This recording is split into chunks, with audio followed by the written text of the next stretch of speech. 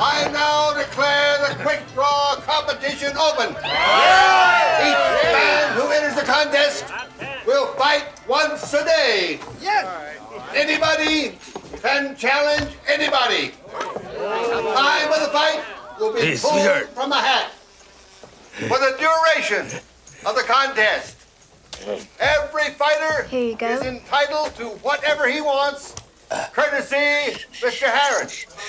But the man who wins the contest gets this: $123,000. Compliments Mr. Harrod and Wells Fargo.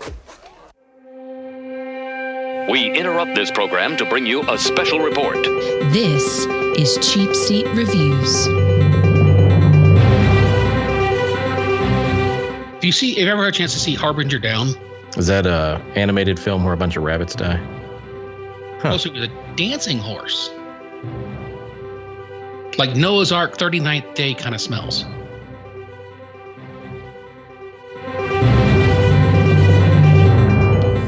Hello, and thank you for listening to Cheapseat Reviews, the podcast that explores the Hollywood film industry for the greater good. The greater good there, hombres. Nice. That's good. This is episode 407, and tonight we're talking about The Quick and the Dead. Yes, I know, just last week we did another Western, but them's the break, so we're going to get some Westerns, and then we probably won't do one for a long time, which is fine. I am Sean Allred, and joining me tonight is Andrew, also sleeps on a bed of dynamite, Jemison. Well, should I tell my wife that we're calling her that? Or Well, she is a firecracker, if you know what I mean. She is a firecracker, that's right. Oh my gosh, I can't believe we just said that. And and there's evidence. And yeah. Yes, for all times. It's a good thing she doesn't listen to our show. And making his Cheap Seat Reviews debut is Hammond is still looking for the Sam Raimi car from the Soundography podcast. How you doing? I'm glad to be here. We met during the America's Next Top Podcaster. That's right. We did. Time around. We did. I was the silent producer. Yes, he was the silent producer, and of course, Hammond, I've known of you from many years of listening to, Brian Ibbott on the morning stream talking about Hammond, you and he having the Soundography podcast together, and that was very cool. So if I can steal just a little bit of the Frog Pants family and put them on my show, I'm very excited for it. So thank you. No, I don't. I'm more like the ugly stepchild. I don't know if I'm actually part of the family. I'm the cousin Oliver of the Frog Pants world. Well, whatever. That whole family is all a bunch of weirdos anyway. So I think we're okay. And I say that as being someone who's part of the Tadpool. I think it's okay. I can say that. So let's pull up a comfy chair and dive in. But before we do that, I would like, that's bad English. I would like for you, Hammond, to tell our listeners about you have several shows. So tell us about any one or all of them or whatever. So I started Beyond the Playlist back in 2013. It's an interview show where I talk to people who make their living in the creative fields. And I'm kind of asking them about the how and the why they chose to make their living in those fields. And so I've interviewed sculptors, painters, professional wrestlers, one professional football player, all kinds of people. And it's kind of the hub of everything I do. I wouldn't be doing any of the other shows I do. Soundography, From the Future with Love, ANTP, any of the other things I work on without that show. So, I do Soundography. We're in between seasons right now. We're working on season 9, which is shocking that we're that far into it. Yeah. I do that with Brian Ibbott and Beyond the Playlist, and I work on a bunch of other shows for other people, and that's kind of how I make my living now. That's really great. That's awesome. Yeah. We're glad you're here. Yeah, thank you so much for being here. I was very excited to book you, and I think I booked you while I was still a contestant on ANTP. I think you did too. I think you were actually asking right before you got booted, which may or may not have played into you getting booted. I think the fact that my name was Sean had more to do with it than anything else. That's right. You were great. You were part of the great Shaunaning. I was part of the great Shaunaning. The first round, if your name was Sean, you got kicked out of the show. So I just made it easy for the rest of us from then on. yeah, I know. But that's okay. I'm not at all still a little bitter about it, but that's fine. That's okay. Go listen to America's Next Top Podcaster, America's Next Top Podcaster Season 4. You can listen to my work up until episode 4. And that's okay. So this movie, Hammond, you picked this movie, The Quick and the Dead. I don't even think I gave you options for movies. I think you just said, oh, no, I did. I think I did throw out a few options. You sent me a list, and the only one that I liked on the list was this one. So that's why we picked it. Nice. That does kind of seem to happen often where it's like I'll give a list of 6 or 7 movies and they're like, well, I picked that one because it was the only one I liked. Like, well, and that's the thing. The others, I remember thinking, what the hell is he doing? I mean, what is he setting me up? That's what he does. He gives a bunch of crap films and then one decent one in. Yeah, it was like Jesus Christ, Vampire Hunter, Rubber, Hobo with a Shotgun, and Quick and the Dead. I'm like, okay, of course we're picking Quick and the Dead. Okay, in fairness, we've already done Rubber, and that was like our 5th movie we ever did. And Hobo with a Shotgun has been one of those weird movies where like we've tried to do it several times, and it'll be streaming for a while, and then we put it on the list and it disappears. So it's just kind of weird phantom movie that eludes us. The next time you have me on, I want to do the Planet Terror Death Proof double feature Grindhouse film that Tarantino and Rodriguez did. Okay. That's a date. I like it. No problem. It is interesting, Andrew. It feels like everyone that we bring on, not everyone, but it feels recently everyone we bring on wants to make us watch a horror flick. Yeah. I think they like to see us squirm because they know we're weenies. Yeah. I don't know if Death Proof would be counted as a horror flick, and I'm not even sure if Planet Terror does because it's actually pretty funny. Sure. Yeah, that's fair. It does. I've not seen either one of them, honestly, so I don't really know. It always kind of came across as like a schlocky 70s horror-ish type thing. So it was released on an Easter weekend, like Easter of 2009. So, of course, no one saw it. And it was 2 movies back to back with a runtime of like 3 hours plus.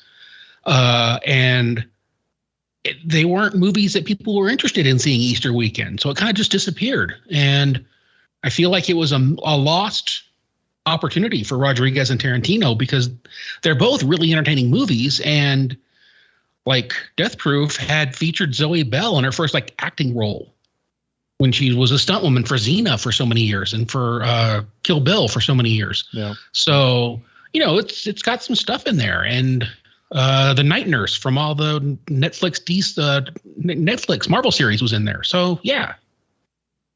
Who's playing the live action version of Ahsoka. So yes, right. Yeah. Yep. Rosario Dawson. Yep. But unfortunately, she's not in 1995's The Quick and the Dead. Sam Raimi directed The Quick and the Dead. I thought I had seen only a little bit of this movie until I started watching it, and then I realized I've seen almost all of this movie. And I was very excited to kind of revisit it because it's been a long time since I have watched it. I remember just kind of finding it on HBO or something and just been really intrigued by the camera work and the style and all that stuff. Because at that time when I watched it, I don't think I had yet to watch Evil Dead or Army of Darkness or anything like that. I just don't think I had seen those yet because I didn't see those until freshman year of college. So we're talking 2001-ish. Oh my gosh, you're so young. But you saw Basic Instinct, though. I have not seen Basic Instinct. I know, I'm kidding. Oh, okay. I saw Army of Darkness in the theaters in 92. I saw Quick and the Dead in the theaters in 95. So yeah. I'm significantly older now. So I may as well go ahead and grab a cane and a walker and have a seat.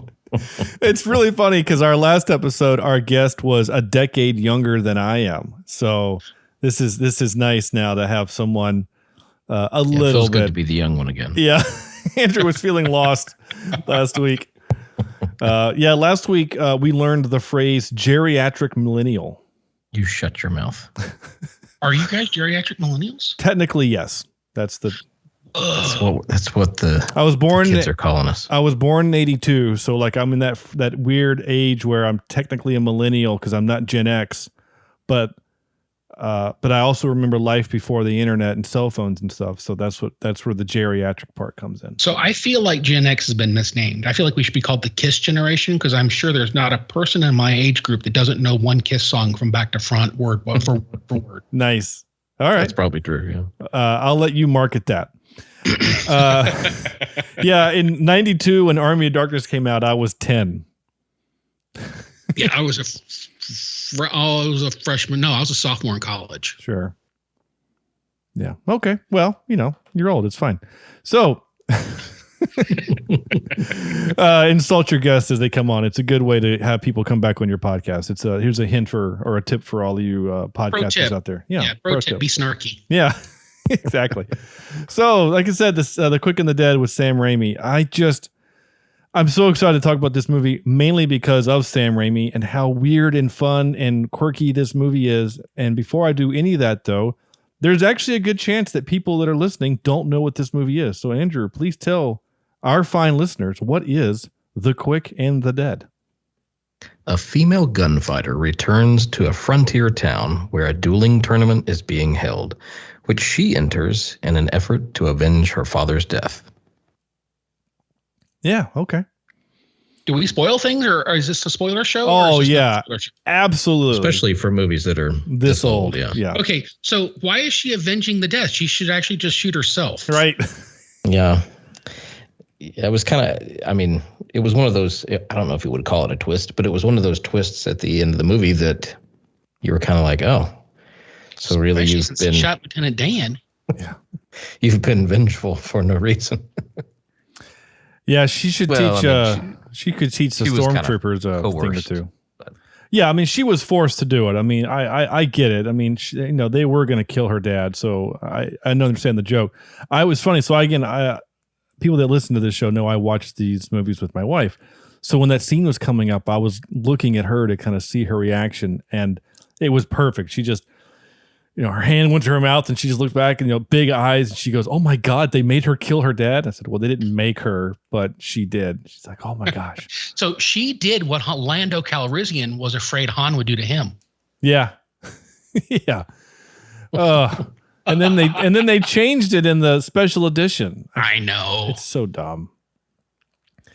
I like the original better. Anyway, so let's do some 5-word reviews, shall we? Andrew, what you got? Again, I'm breaking records here. Oh, man. 2 5-word reviews. Exactly, so 5 words. I'm impressed. Yeah. A very Sam Raimi Western. And then my second 5-word is a little too Sam Raimi. Oh. That's funny you went there. Yeah, no, this, it's very, Sam Raimi style, and this, I think, if you watch Spider-Man, the Spider-Man films that he did after this, you see his style in those as well. But to me, this movie is one of the most Sam Raimi films that I have seen. Now, I haven't seen Evil Dead. That may be. Well, we're definitely doing that for the podcast. I didn't know that. Have you guys seen The Gift? No. It's the one he did right before Spider-Man. It's got Keanu Reeves, Cate Blanchett. She was in the Karate Kid, the last Karate Kid with the girl. It's got Greg Kinnear, Katie Holmes. It's a fantastic cast. It's got Giovanni Ribisi. Fantastic cast. An amazing movie. And it's the thing that actually made me believe that Keanu Reeves could act. Okay. Yeah, no, the only Sam Raimi films that I've seen other than Spider-Man and this, was it Darkman that we did for the podcast? Yeah, we did Darkman, yeah. And then I think I saw Time Cop. I don't remember exactly, but I'm pretty sure I did. But that's it. And Doctor Strange too. Well, yes, and Doctor Strange too. Yeah. Okay. Yeah. But certainly, if you look at Doctor Strange and the Multiverse of Madness, again, you see little tidbits of Raimi, but nothing like this. This is very Raimi. I took a few notes, and my rule that if a movie keeps my attention, I think it's at least a good enough film to watch, again, after the initial first watch. But not all moments of this film kept my attention. A lot of it did, and a lot of it I didn't want to look away, but some of it I did find a little boring. So just a few things. Of course, we get the zoom. Oh, yeah. Well, into the eyes and onto the face, and not just once or twice. Like, it happens a bunch in this movie. I hate to be a stickler, but I'm going to be a stickler. It's not a zoom. It's a push in. Okay. Yeah. Also, can I also say, too, that if you watched a lot of, like, 70s spaghetti westerns, that's what they always did. So he was leaning on kind of tropes of westerns that came way before him. Yeah. The music of the movie, I mean, as a music person, I kind of liked it.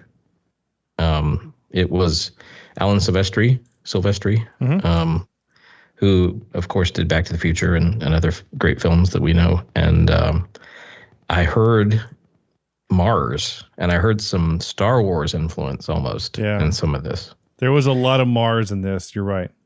Yeah. But overall, I mean, I thought it was fine.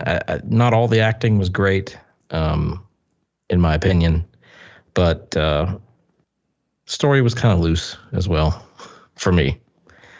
But it wasn't terrible. I would watch it again, and it probably would be more fun if I were watching it with people. Was this your first time viewing this? I don't think I asked you that. It was. I've never seen it before. Okay, interesting. I didn't even know it was a movie. And when it was mentioned last week when you said we're watching this, I thought, oh, okay. And I looked it up, and I saw on IMDb that some of the set photos were in black and white. I thought, my God, this must be a really old movie. And then I realized, no, I was in 5th grade when this came out, so not too old, but it's still old.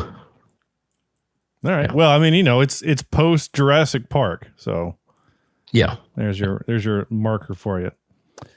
Okay, Hammond, what's your 5-word review? The Sam Raimi Film School. Nice. This movie has it has all the things that he did for all the movies up to this point, and it then plays on those old Western tropes, but it's all in Sam Raimi's vernacular and his kind of visual verbiage. And let's see, he'd done Evil Dead, Crime Wave, Evil Dead 2, Darkman, Army of Darkness, and then he did Quick and the Dead. And then the very next film he does is A Simple Plan. So this was him getting to flex his muscles, his filmmaking muscles and his chops in an environment that he hadn't done before, without it being a horror movie, without it being, overly silly, because a lot of those other movies have this element of like Three Stooges to them. Mm-hmm. So he was able to stretch out and kind of try something in his style in a different venue. And, it's not a perfect film. I almost completely agree with the casting. But overall, I think more than anything, the character actors that they brought in, they really made this film. And I watch this probably once every couple of years. So this is not something new. And like I said, I saw it in the theater, so I enjoy it. It's not my favorite Sam Raimi film, but it's in the top 5. What is your favorite Sam Raimi film? Army of Darkness. Yeah. Without question. I watch that movie every year on Ash Wednesday. I love that you do that. That cracks me up. Yeah, I'm glad you mentioned those character actors, because there are a lot of really good ones in there, like Keith David, who plays Cantrell. I think he's great in everything that he's done. Robert's Blossom, which sounds like an appetizer from the Outback. But he was... I every time I see him, I can't think, but he was the old guy in Home Alone. Like, he was the old creepy trash can man. But again, he's done so much more than that after I looked at his list. And then Pat Hingle, who was Commissioner Gordon in the earlier Batman films. Well, and we have Lance Hendrickson, who is known for probably most for Bishop, but he's done all kinds of things that people have recognized him for. And in this, he plays that showboaty kind of Wild Bill-esque gunfighter, kind of living a lie, but not really living a lie, but kind of living a lie kind of character really, really well. And I wish that he had lasted a little bit longer in the film just because I enjoyed watching him chew scenery. Yeah. Yeah, he was an interesting character for sure. And I didn't realize he had such a deep voice. I haven't seen him in a lot of films before. I've seen him in a couple things, but he's got a really deep voice. If you ever had a chance to see Harbinger Down, it's really good. It's you'd enjoy his performance in that. Is that a animated film where a bunch of rabbits die? No. That movie scarred me as a child so deeply. Yeah, we reviewed it. Yeah, I can't go back. I'm glad you guys didn't have me on because I would have said no. Well, we actually had a guest say no, and we had to bring on a second guest who then had to reschedule. So we had to bring on a third guest. It's because they're all avoiding watching that movie. You know, and the crazy thing about that movie is, and we're going to go here for just a second, is that like I had been told, oh, this is a scary movie, or it's a depressing movie, or it's a whatever movie. And like as a kid, when you would have seen this because it came out in like 77, right? Like, yeah, so I was 6. Yeah. So like, I can totally get how that would be a scary film to see. But like, as an adult, I'm watching it, I'm going, okay, this is not that bad. Like, this isn't that depressing. You know, like most of the rabbits live, you know, like most of them live. The hero lives, right? The bad guy rabbits die. The bird is annoying, but you know, whatever. And when the movie, at the end of the movie, he dies of old age, which is like what you want to do. So like, I didn't really find any issues with the movie. I actually kind of enjoyed it. So I think it had less with the story than the animation style that really disturbed me. The animation style is a little janky. It is. It would also, you know, when we watched it, I couldn't help but to think about kids who were in middle school and, you know, freshman year of high school who were learning about the Holocaust, and they see these rabbits literally gas chambered in their dens. And that's got to be scarring for people that watched it around that time in their lives. Yeah, I think the animation style, if I remember correctly, the score is also super creepy. It's not. Yeah. It's very off-putting. And then of course there's just lots of rabbit blood, and it's lots of sense memory for me, and a lot of it just makes my stomach hurt when I think about it. Yeah, that's fair. Well, let's talk about something less depressing. And of course, this movie does have a lot of death, and there's a couple of deaths in this movie that are actually pretty effective, I think. But before I talk about that, I do want to say this. So I asked you, Hammond, what your favorite Sam Raimi movie was. Andrew, yours is probably one of the Spider-Men, I guess, because you haven't seen very many. Well, no, I would probably say the newest Doctor Strange, because I feel like it's. I'm gonna be honest with you. I'm not a huge fan of the Sam Raimi style. Sure. And so that. Well, I gotta go. See you. Yeah. But it could be again because I haven't seen that many. Yeah. Watch The Gift and get back.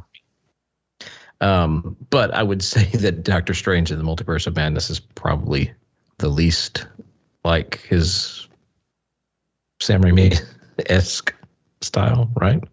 I think Feige let him do. I think they let him do a little bit more than what the producers at Sony let him do for Spider-Man trilogy, because Doctor Strange 2 felt way more Sam Raimi. The only part in the Spider-Man trilogy that I ever went, this is definitely a Sam Raimi movie, is during when Doc Ock is kind of becoming Doc Ock, when he's on the hospital bed and they're getting ready to saw off his limbs. That's a horror scene, right? The things coming to life and they're killing the doctors, and there's a lot of, you know, those quick push-ins on the doctor screaming, and there's not blood, but there's like a lot of, you know, liquids flying around, and there's shadows. Like, I watched that in the theater and went, oh, that's the guy that directed the Evil Dead movies. You know, like, also the other thing with that is it's almost a montage. That quick cut montage that he's also notoriously known for. Yeah. Yeah. I mean, my favorite of that is when Ash is gearing up in Evil Dead 2 with the chainsaw bit. Like, yes. It's get the glove and he gets the thing. And then here's the belt and here's the chainsaw. And then there's the shotgun. And then he's loading it. Like you're right. It's like a montage in 30 seconds, but we never leave the scene. Yeah. It's the AT montage cut down to 30 seconds and no music usually. Yeah. And it's just all these, there's always a sound effect. Like we're hearing the camera flying through the air, I love it. See, I love the Sam Raimi bit stuff, and that's fine. And you don't like it, but it's fine. We just like you a little bit less. Yeah, that's okay. But yeah, I love it. I really do. As far as which one's my favorite, it would probably have to be Spider-Man 2. I mean, I love Army of Darkness. I had that poster in my bedroom all through college, and I've got it there.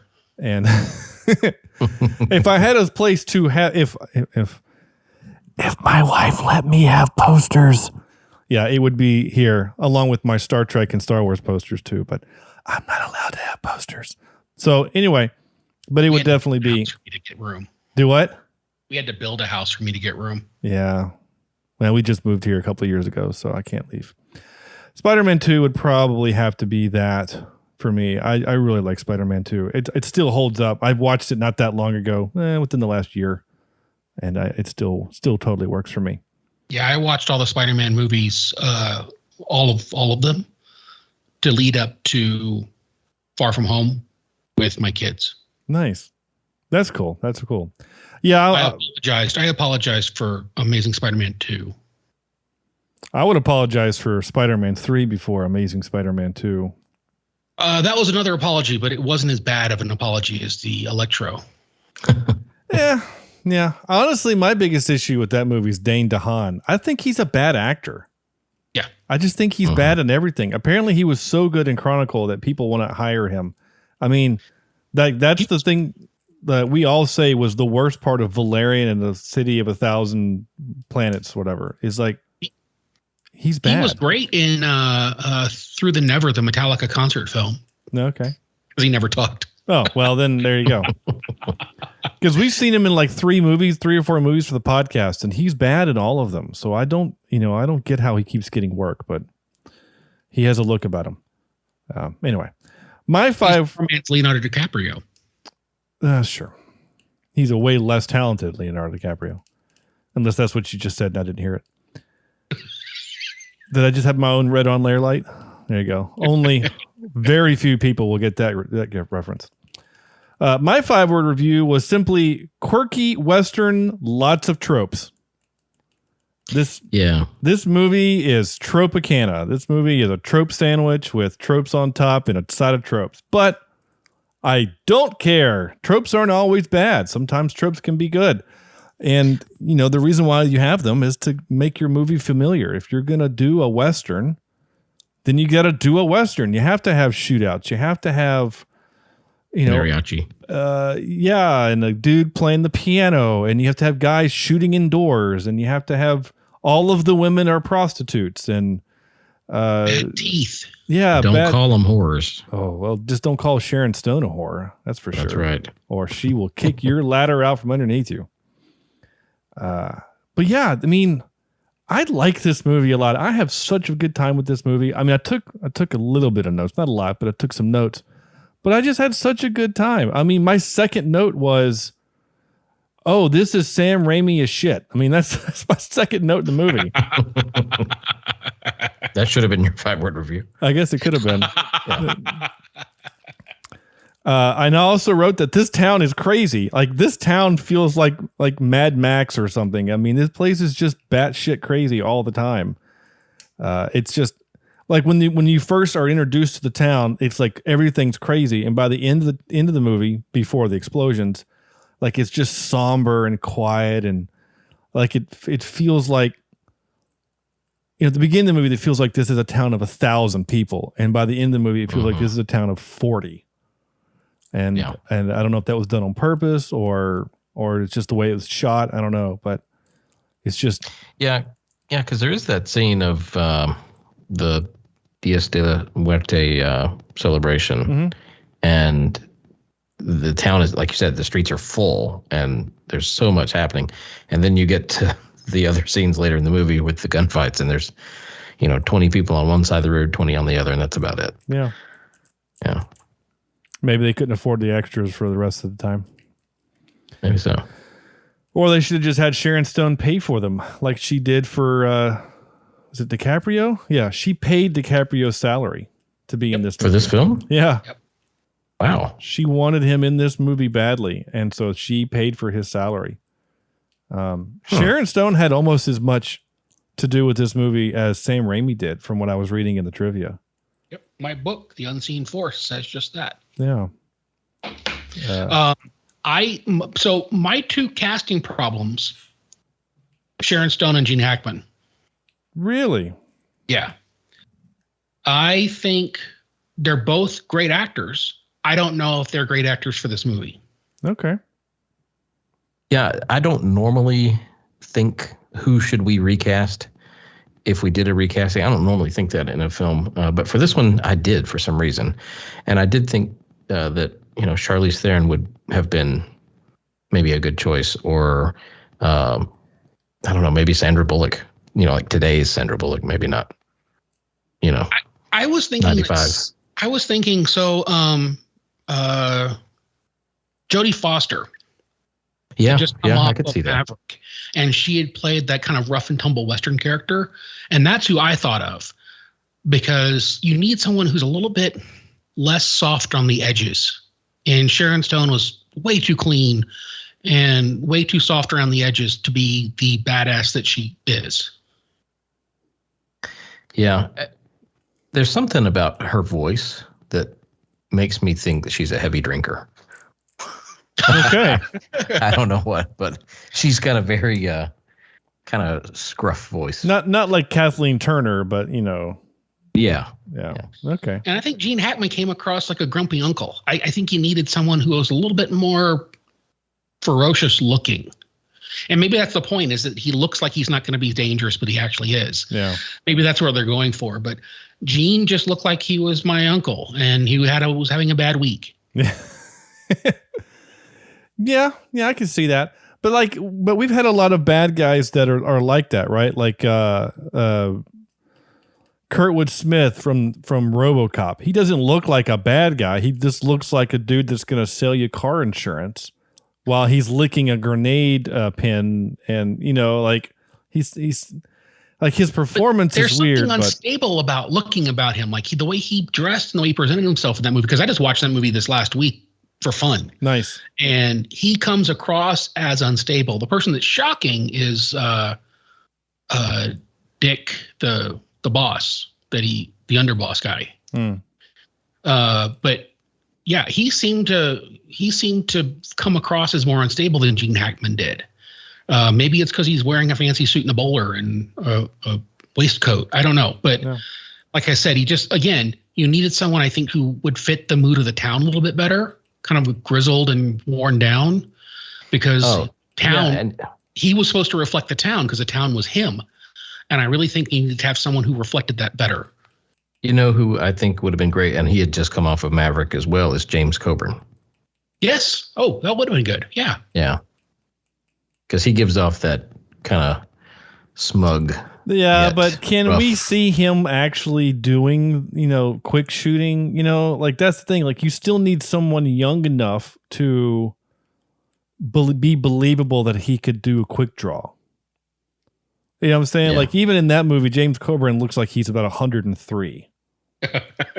So I don't know. Maybe if we're sticking in the Maverick universe, maybe James Garner. I don't know, but I liked the Gene Hackman character. I would have been okay too with like a Mel Gibson. Someone like him, like a younger, more charismatic, but someone that can play kind of crazy. I mean, as long as he's old enough to be Leonardo DiCaprio's dad, which Leonardo DiCaprio looked like he's about 14 in this movie, even though he's 21.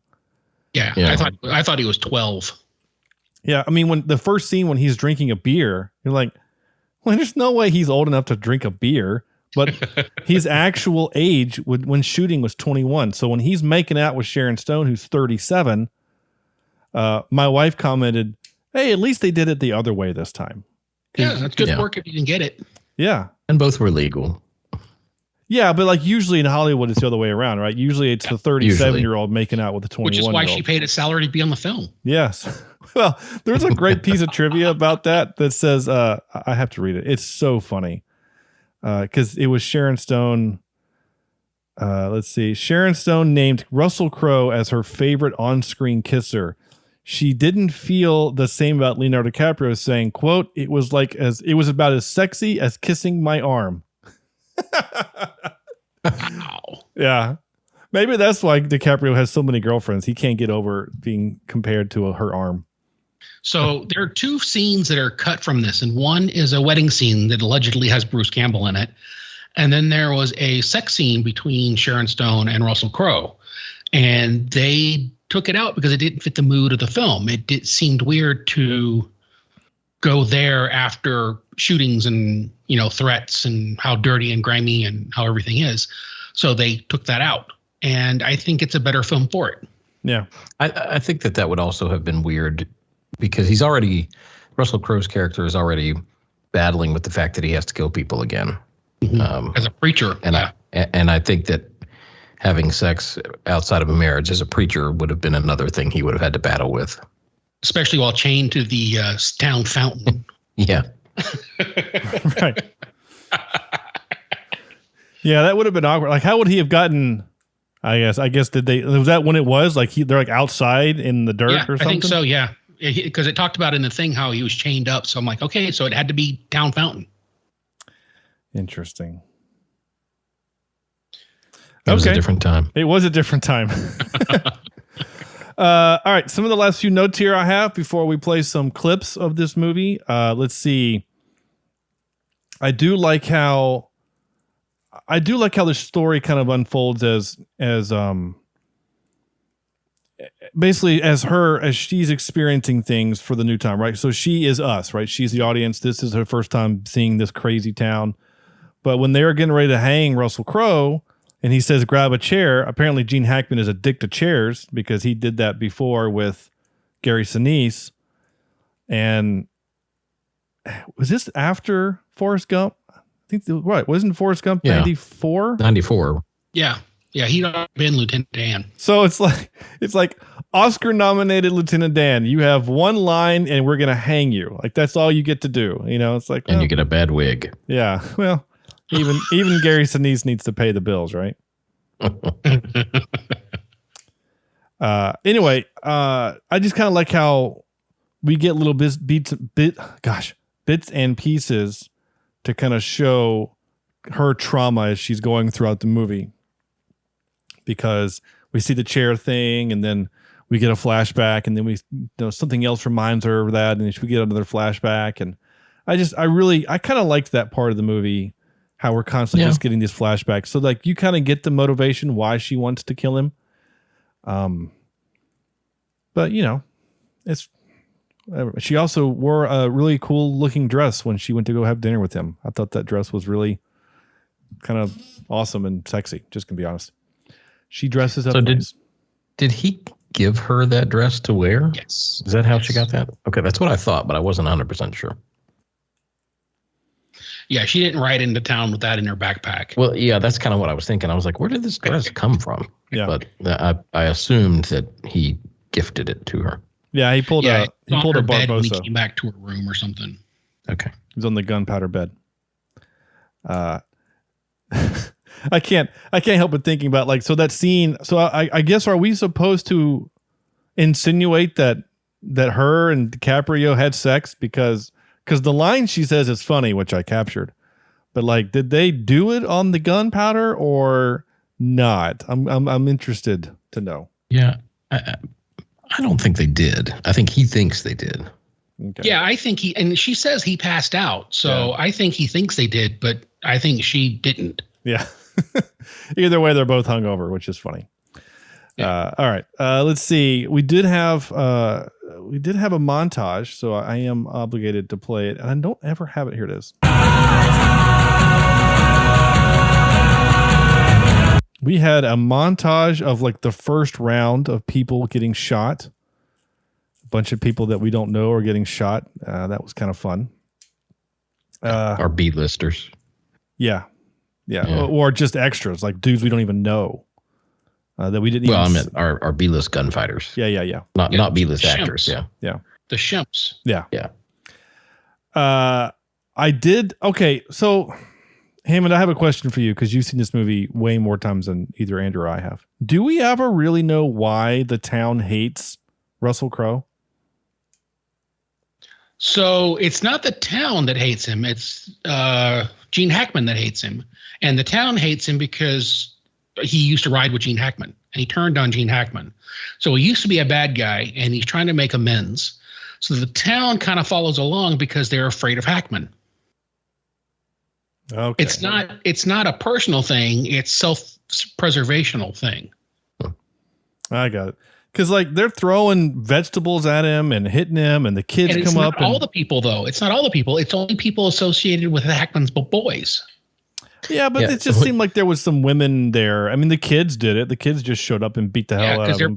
They're Tobin's kids and the other people's kids. They're all related to the same group. Oh, okay. I thought it was really funny that when the kid like goes under the horse and picks up the manure, at first I didn't know what was happening. I was like, why in the hell is this kid picking up horse? And he was doing it. He looked like Schmeagol or Gollum from the Lord of the Rings. He was, like crouched down, and I thought, this is the creepiest thing ever. And then I realized why he was picking it up. Well, I love the fact that as a director, Sam Raimi probably had to go back into a pickup shot of the kid picking up the poop to establish where the poop came from when it was thrown.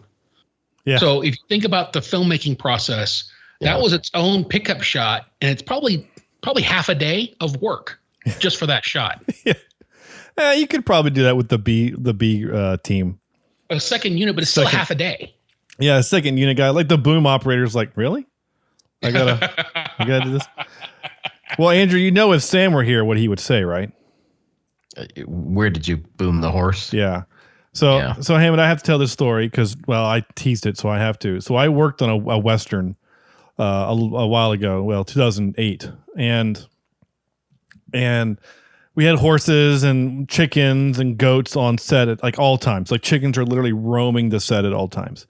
And we had an animal wrangler there from somewhere, SPCA or something, a Humane Society. It was an animal rights group, and they're literally paid to be there to make sure that we're not mean to the animals. And I was the boom operator on this particular movie, and we're getting ready to do a scene where people are standing next to a horse talking, and I go to put the boom up, and she literally screamed, "Hey, whoa, stop." I said, "What?" And she says, "Don't put that boom over the horse's head." And I said, "Why?" And she said, "Horses can't look up. So when there's something above them and they can't see what it is, it freaks them out and they think it's some kind of predator or something that's there to hurt them. So if you need to do that, do it from underneath." So the joke that I mentioned on the podcast was you have to boom under the horse. So that's a joke that has lived on the podcast since like episode 10 or something. Nice. It's good to have running jokes. Yes. I've never asked, where did you boom the chickens? I didn't need to. None of your clucking business. That's right. Oh, the damn chickens. The chickens actually weren't a problem. The biggest problem with the animals was we had a horse we think was some kind of actor horse. So several times we would say, roll camera, roll speed, and action, and then the horse would start counting. He would say line. He would start tapping his foot. Well, Wilbur? Yeah. He would start tapping his foot on the wooden sidewalk. Oh, so it was a dancing horse. I guess. I don't know. It was just funny. It happened several times, and we had to move the horse away from the wooden sidewalk. Like, is the horse in the shot? No. Then let's just get it out of here. Let's go put it away. Let's give it something to eat or drink. Whiskey and cigarettes. Yeah, that's what you give a horse. Go for. Yeah. Last few things I'll mention here before we move on. Death scenes are hard, and I think Leo did it well. I thought his death scene was really good. Yeah. I think some of his acting in the movie was a little whatever, but I thought that scene was good. The I don't want to die, and he's just kind of whatever. And Gene Hackman is such a douche, and it's really good. I thought it was really That was well another done. one of my notes. In that scene, my favorite line is where Gene Hackman looks at the crowd and goes, "It was never really proven he was mine." Yeah. Yeah. That's why I said he's such a douche. Yeah. That was one of my notes, that he was just an ass to his, who we assumed was his kid, and still could be for all we know. Yeah. Yeah. Also, buy a gun for $5. Ground check, no fingerprints. Oh gosh, not back then. You just, you can point to some of the issues we have today to that time period in our life. So, a gun for $5. You know something else that bothered me about this? Gene Hackman's character, Herod, I guess, was a little too omniscient. You know what I mean? Like, in the scene, it happened a couple times, but there was once where you don't see him on camera at all. You just see Russell Crowe and Sharon Stone, and they're kind of talking between the saloon door, right? Yeah. And they're like, I'm not going to kill you. You're not going to kill me. Let's kill him, whatever. And then he is just there, and he's like, you're both going to shoot each other, and you're going to do the gunfight, right? I just felt like he was kind of omnipresent and omniscient as well. Like, he just knew everything that was happening. I don't know. That kind of bothered me a little bit. Yeah. So in the book, there's a big conversation in a couple paragraphs about how when the story was written, they wanted it to be kind of a religious allegory. And so that's why they used the name Herod. That's why it's called Perdition. Yeah. Mm-hmm. So there's all this kind of religious allegory kind of tied into the story. And none of that was on accident. Well, even the name of the movie, The Quick and the Dead, is from the Lord's Prayer, and he shall come to judge the quick and the dead, depending on which version you follow. But that's what I grew up on, the Presbyterian Church was, and he shall come to judge the quick and the dead. So when I heard about this movie, I thought it was a religious movie when I first heard of it. And then I saw the poster and I thought, oh, this is a gunslinger movie, Anything else we want to say before I move on to some clips? Oh, actually, last one. And then, Andrew, you can say whatever you're going to say. My last note was simply, good hell. I hope the town folks weren't in the way of all that exploding.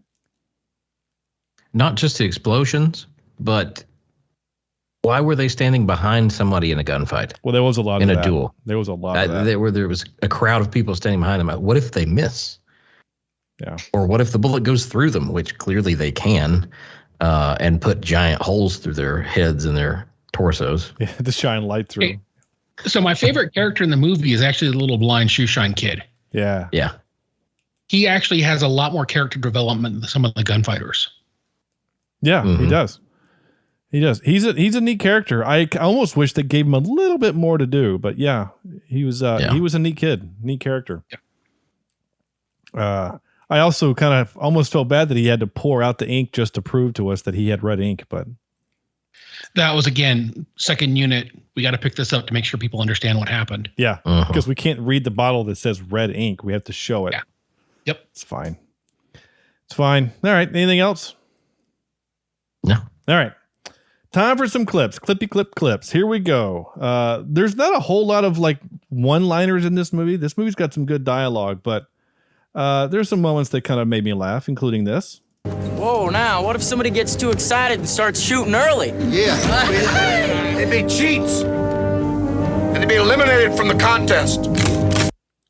I love how Hackman's guys always knew when to cock their guns to become menacing. Yeah.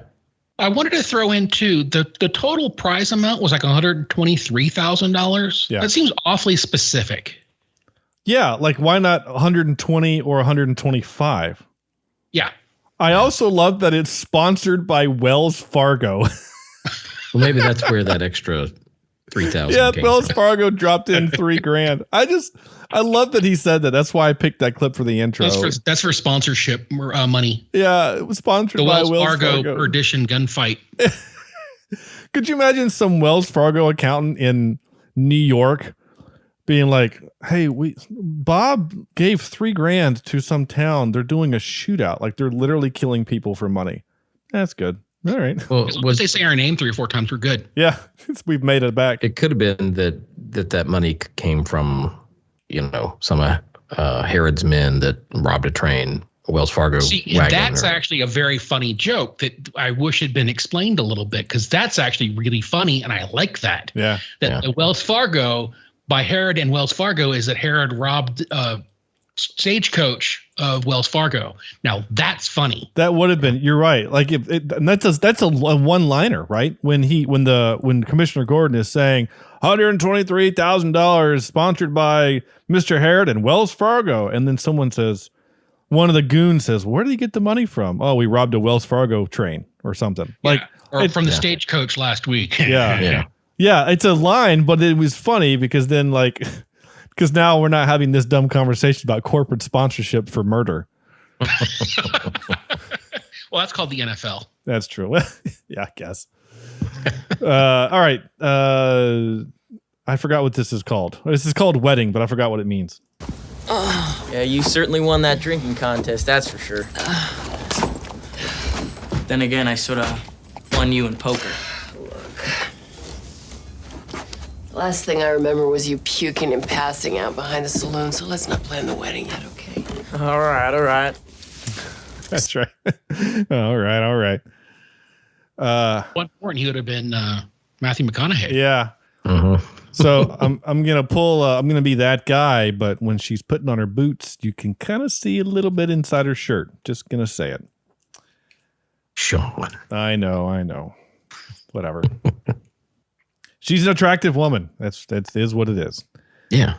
Okay. Time for. Oh, I captured this. So this is Russell Crowe. I think this is the only. Yeah, this is the only line of Russell Crowe's I've got. But his American's not quite holding up in this moment. There's a clip before the strike. Listen to the clock.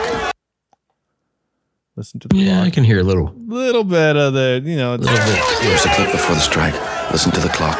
Yeah, listen to the clock. The clock. Yeah. There's kind of a little slip on that word. I mean, it was his first American film, so he's forgiven for that. But This isn't forgiven. This is Quick and the Dead. Oh, you're right. Sorry, Yeah. wrong movie. This line did make me laugh. We're gonna have to bury this old man. He stinks something off. So I spent 6 years as a crisis worker in a jail, and then I spent another 12 years working for the courts inside the jail. And I can tell you that until you've experienced a human body that smells that way, it's just a joke. And then when you experience it, it's not a joke anymore, because you know exactly what that smell is. And I'm glad they brought it to light, because it's a real thing. Interesting. The human body can pick up some awful, awful smells. Yeah, sure. Like Noah's Ark 39th day kind of smells. And here's a little bit of Leo at the end, toward the end of the movie. Oh, it ain't about that. I'm his son. If this is the only way he's gonna admit that,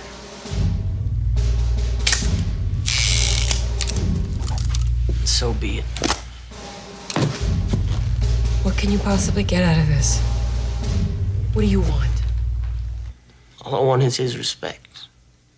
No, I like that line or that scene for a couple of reasons. One, to just, he's showing off a little bit of his acting, because for the most of the movie, he's just this cocky kid. This, it shows him, not being that, being scared and a little resilient.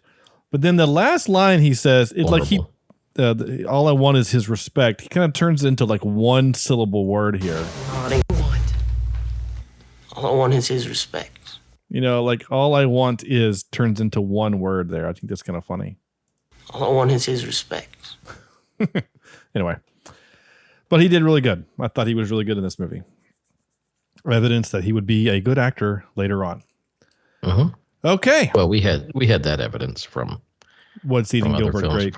The grapes from the Gilbert. What's Eating Gilbert? Yep. And wasn't right before this was Romeo and Juliet, I think. The Baz Luhrmann Romeo. I can't remember if it was before or after this. I think it might have been after. I don't remember. Anyway, it's not important. What's important is that our next segment, our game, is sponsored by... That's Serena over there. And that's Naomi, and we are the hosts of Weird Mythic Podcast. Yes, we are. Our show, Weird Mythic, covers stories about cryptids, which is what brought us together to create the show. But we also like to talk about anything paranormal and strange that happens in the world. We post episodes every Sunday on different topics, and we would love to have more listeners.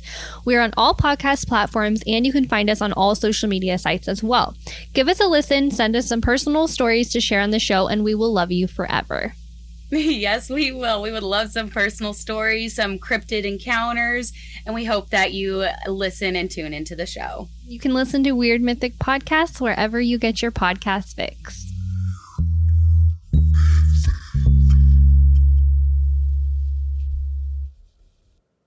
And now for some more bad news. Ready? All right. This is our game. This is the game called Hey, Did You Notice? I got it right that time, Andrew. This is a game where Hammond and I will go back and forth. It's a trivia style game, but there's actually no trivia. This is just stuff that Andrew found interesting in the movie, and we're going to see if we noticed it. And it's a simple game.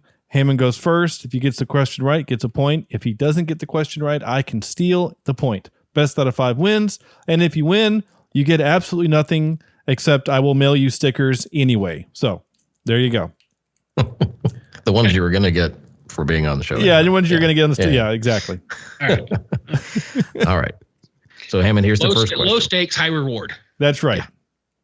Here's the first question. How tall does the casket maker say Ellen is as she rides into town on her horse? Oh my gosh, you're going to say it and I'm going to repeat. I'm going to know exactly what it is. It's not a number, it's a description, and I cannot remember what it is. All right, Sean, do you have a guess? He says 5'8". You're 5'8". Yep.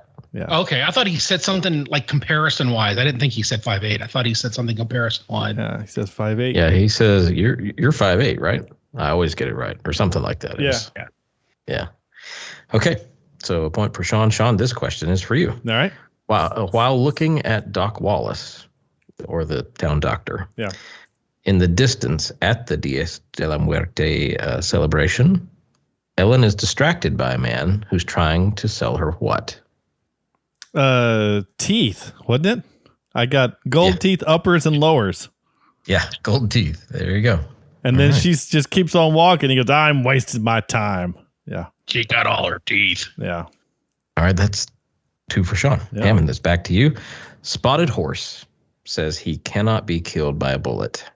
He tells everyone in the saloon that he's been shot several times in different and multiple locations on his body. How many times did he say he has been shot in the head? I want to say 4. All right, Sean? I thought it was just 1. Technically, it's 2. Oh. Because he says, I got shot in the back of the head today. And then he was shot at the cheek or something like that. And he shot in the lip. Yeah. Oh, okay. 2. All right. Yeah. So no points awarded there. All right, Sean, this goes back to you then. In a picture of Kid, as he was a child, he's shown holding a gun, wearing a cowboy hat, and has a piano in the background behind him. Earlier in the film, Ellen is shown with what instrument behind her? Oh, geez. I don't know. It's the banjo from last week.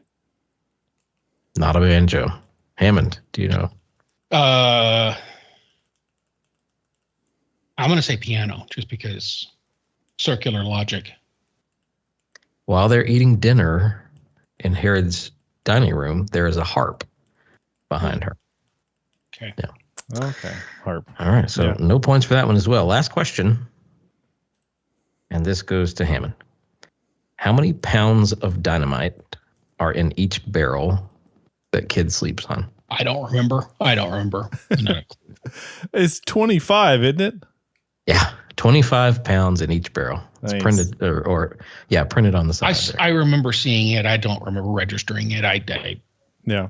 It's only because I know this game, so I start paying attention. In fact, Andrew, I wrote down the name of the saloon just in case you were going to ask that again. Well, that's why I didn't ask, because I figured you would be expecting that. Yeah, I did. I wrote, it's called the Pigeon's Nest Saloon. I wrote it down. Yeah. Oh. All right. Well, that was awesome. So I'm a loser. It's fine. No, it's I'm okay. good. Hey, you're still going to get one some. earlier today by my kids, so it works. You got called what by your kids? A loser. Oh, well, you're gonna get a pink envelope with some stickers in it, and you can say, "Ha, who's the loser now?" Little Pink Envelopes is the song that John Cougar Mellencamp meant to record but didn't. Oh. Yeah. Well, you're gonna get a medium-sized pink envelope with stickers and a button. So there you go. So one more piece of trivia that I found interesting that I didn't put into a question form because it was kind of hard to do that. Was I found it interesting when we get the flashback and to where she's standing there and she has to shoot her dad. She has to shoot the rope so her dad can live. And Herod says, "You get 3 shots." And if you think back to the first scene where she shoots the rope to take Russell Crowe's character down, she shoots 3 shots at the rope. And I just thought that was interesting. It is interesting. And with Herod being as all-knowing as he seemed in the film, it should have tipped his hand of who she was way early. Yeah. You're right. It should have, but anyway. All right. Also, if the doctor recognized her, Herod would have recognized her. Well, I guess probably Herod is probably just too busy being evil. He doesn't notice people like that, I guess.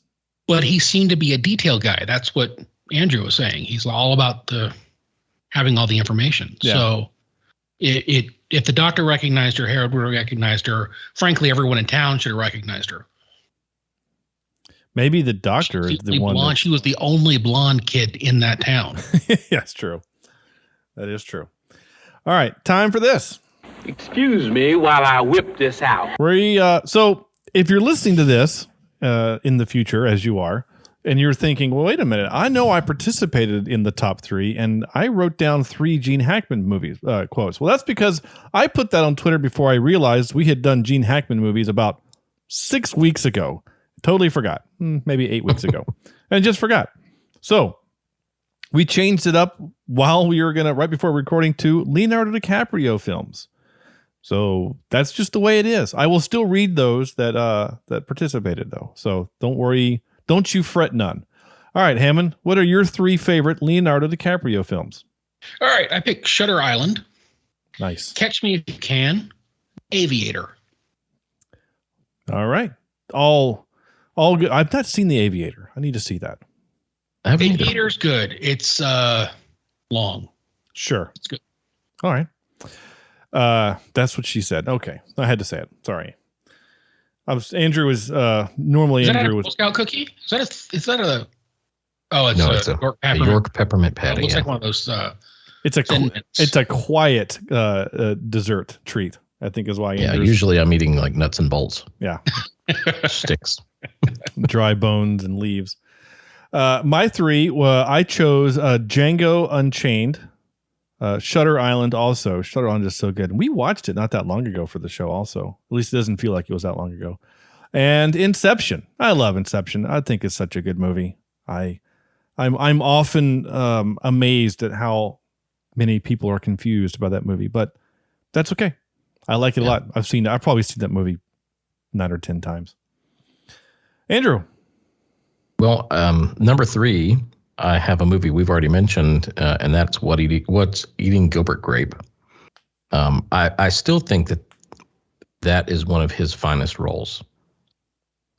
Because I can remember watching that. I guess I was in high school and thinking, this kid is, mentally disabled or differently disabled child who's an actor. Because I had never seen Leonardo DiCaprio before. And so I just assumed that he was an actor who was differently disabled. And when I found out he was acting, I was like, wow, that's really, really impressive. And I thought that He did really well in that film. Number 2, I have The Man in the Iron Mask. Okay. And number 1, Wolf of Wall Street. Okay. So I chuckle at Man in the Iron Mask. I have to tell this story. So years ago, this would have been 2000. Well, it had to have been 2008. Yeah, that time frame works. 2010. Excuse me. I was working at the theme park here at the time, and during when the park closed during the winter, I was a pizza delivery driver. Just wait until the park reopened.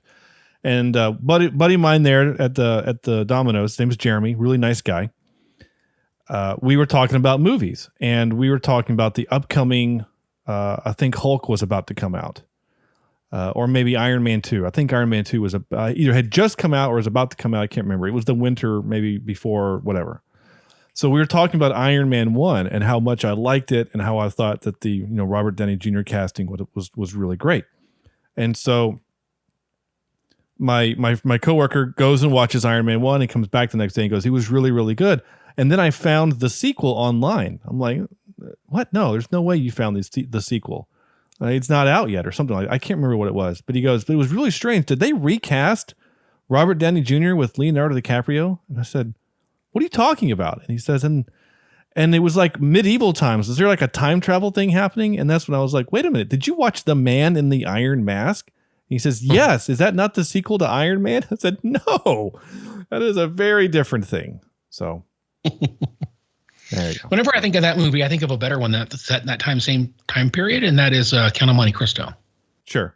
Yeah. Mm-hmm. All right.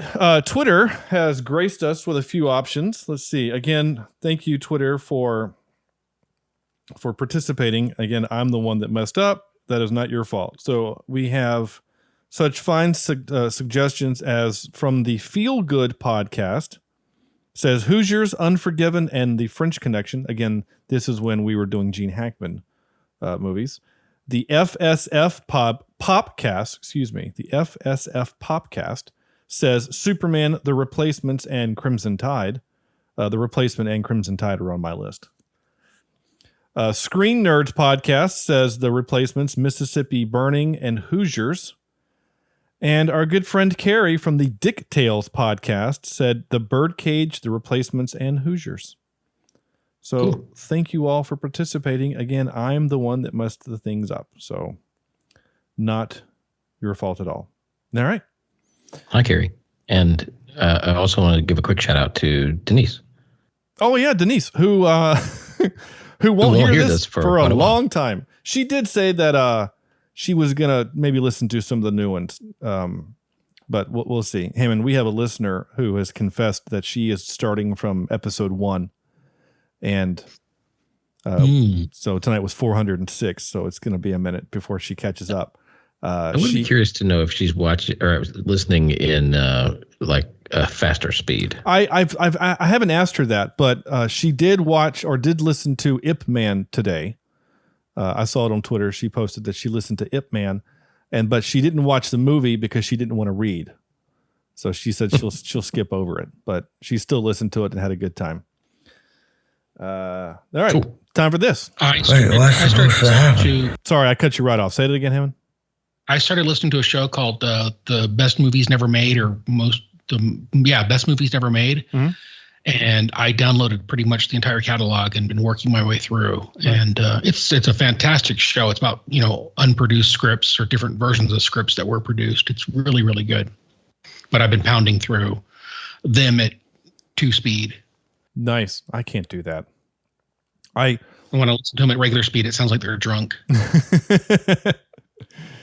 Yeah, I tried doing the morning stream at like 1 1/4 speed, and it just sounds so weird to me. The cadence is off. Everything just sounds weird. So it's fine. All right, I'm gonna play this again. Wait, what's supposed to happen? This is where we give this movie a score from 0 to 10, and we start with Andrew. 6.5 is what it is on IMDb. Mm-hmm. I am going to go a little below that today, and I'm going to say let's just do a 5.3 bullet holes in the chest of the Native American guy. I forget his name. Yeah. You have it in your notes. Spotted horse. Question. There you go. There we go. Spotted horse. All right. Hammond, what you got? I'm actually going to go a little bit above and give it a 7.2. All right. Well, he's embracing the decimal. I like it. 7.2. You know, I was actually surprised you're not a little higher.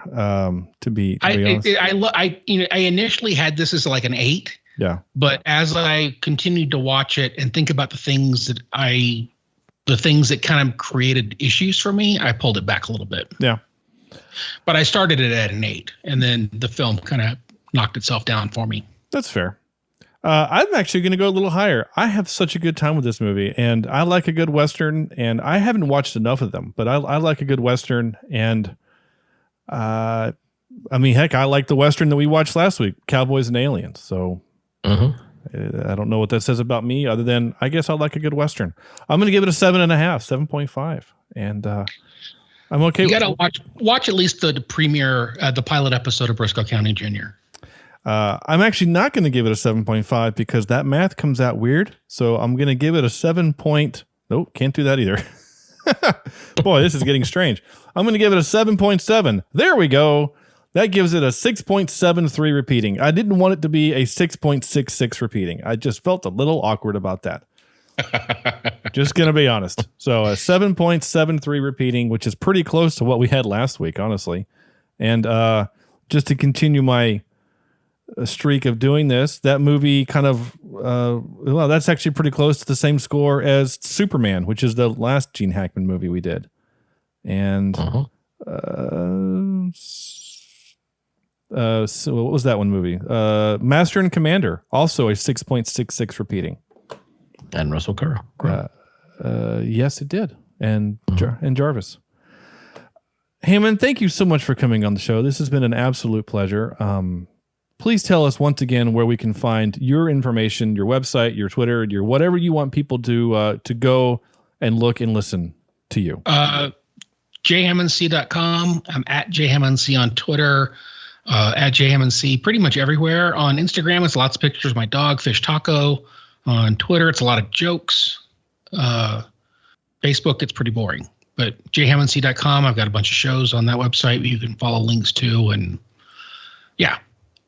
Yeah, go to Twitter and follow him there. His dad jokes are my highlight of every day. I look forward to them. They are amazing. I should have had a handful of them queued up just for this episode. My favorite one that I've done in the last few months is my favorite childhood memory is building sandcastles with my grandfather until my mom took away the urn. Nice. So my favorite one that you did recently, I read this out loud and this was great. Your quote, just got hospitalized due to a peekaboo accident. They put me in the ICU. Now, I read that without context. I just read out loud with my wife in the room, just got hospitalized due to a peekaboo accident. Put me in the ICU. Oh my gosh, who's hurt? What happened? Was it Sam? Like, no. So I read it again, but slower, and then she just slapped me. So for some reason, that one really blew up. I had no idea that joke was going to do what it did. All of a sudden, it kind of got crazy. Yeah, that joke has 470 likes. I mean, like the joke before it has 2. So I mean, I'm not gonna say I had something to do with it. I'm just gonna say that 16 of those likes came from me. So there you go. I had a little bit to do with it. I mean, I did, and I also did recount the fact that my wife hit me. So. These are the jokes. Go follow Hammond on his Twitter account, which is at jhammondc. Really good stuff. Highly recommend. All right. Next episode. Next week, we are doing a very special movie to us all. That's right. We are doing Edward Scissorhands. Scissors. Is it plural? Edward Scissorhands. Scissor singular. Hands plural. So Scissorhands is one word, or is it hyphenated? Yes. So it is one word. Yeah. Okay. And I just found out today. Actually, I heard on the radio a really interesting piece of trivia that I'll save for next week. Nice. About the movie. Nice. And we have our guest next week hails from Ireland. So she will be our first intercontinental guest, I should say, because we've had a guest or two from Canada, but they don't really count. So there you go. Next week, Dr. Sean Travers joins us for Edward Scissorhands. But that's it. In the meantime, go to our website, cheapseatreviews.libsyn.com. There you can find links to our social media and all of our other stuff. Go to our Patreon, patreon.com/cheapseatreviews. Send us $1. That'd be super great. Also, new stickers are coming. That's right. If you've been seeing us on social media, we're going to take some of our old artwork that Sam made and turn them into some stickers. Patreons will get those at the $5 level, or you have to buy them. That's just the way it is. But do that. Go to patreon.com/cheapseatreviews to support us there. That would be fantastic. That's going to do it. So on behalf of Hammond, Andrew and Sam, I was like Hammond and Sam at the same time, almost turned into salmon.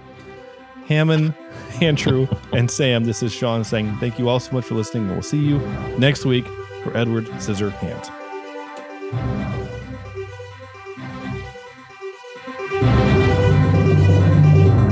This is Cheap Seat Reviews.